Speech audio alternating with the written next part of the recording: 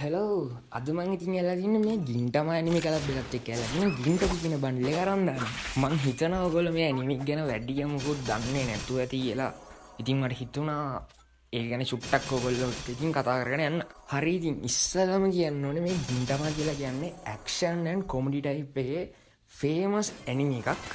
මේකට සීසන්ස් 7ක් වගේම එපිසෝඩ් 360ක් තියෙනවා. පැරණි ජැපනීස් සමුරායිවරුන්ගේ කාලෙට ඒලියන්ස් ඇවිල්ලා ඒගොල්ලෝ ජපානේ පාලනය කරන එකත් එක්ක තමයි මේ කතාව දිගටම ගලාගෙන යන්නේ. ඉතින් මේ කතාවේ ඉන්න මේන් කැරක්ටර් එහෙම නැත්නම් මේ කතාවේ ඉන්න වීරයා තමයි මෙන්න මේ සකට ගින්ටෝකි කියලා කියන්නේ. මෙයා මාරම කම්මැලි සමුරායි කෙනෙක්.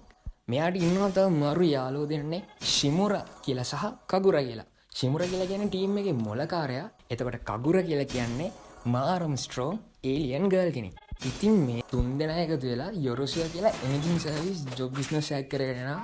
ඒ කියන්නේ මේගොල්ලොන්ට කියලා ඕන දෙයක් කරගන්න පුළුවන් අර යන්නේ ටයිප් එකේ ජොබ් බිස්නස් එකක් තමයි කරගෙන යන්නේ මේ තුන් දෙනා. වගේම අපි මේකේ කොමඩි ස්ටයිල්ස් කතා කරොත් එහෙම ෆෝර්ත් වෝල් බ්‍රේක් වගේම අනිත් ඇනිමේෂන් වල ඔය හින්ගාන වගේ දේවල් බලා ගන්නත් පුළුවන්.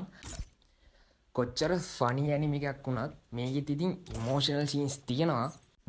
වෙලාවක් තිබුණොත් ඉතින් ඔයගොල්ලෝ ගින්ටම බලන්න. කතාවෙන් කතාව මම ඉවෙන්ට් එකක් කම්ප්ලීට් කරා. ඔයාලා දකින්න ඇති මට ටෝකන්ස් උත් ඉතුරු වුණා. ගින්ටම සීරීස් එකේ තව ඉවෙන්ට්ස් දෙකක් එන්න තියෙනවා. ඒ දෙකත් තව මම ඔයාලන්ට වීඩියෝ එකක් අරන් එන්න. හරි එහෙනම් අලුත් වීඩියෝ එකකින් හම්බෙමු. බයි බයි.